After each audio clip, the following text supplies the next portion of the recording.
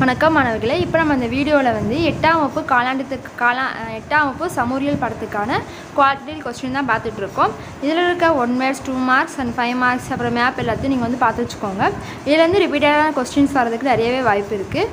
அப்புறம் பார்த்திங்கன்னா இந்த கொஸ்டின்ஸ் நீங்கள் பார்க்கும்போது உங்களுக்கு ஒரு ஐடியா கிடைக்கும். நீங்கள் எந்த மாதிரி கொஸ்டின்ஸ் கேட்டிருக்காங்க, அதை வச்சு நம்ம எப்படி படிக்கலாம்னு சொல்லி உங்களுக்கு ஐடியா கிடைக்கும். ஸோ இதை வந்து இருக்க எல்லாத்துக்குமே நீங்கள் ஆன்சர் பார்த்து குறித்து எல்லாத்தையும் நல்லா படித்து வச்சுக்கோங்க. தேங்க்யூ.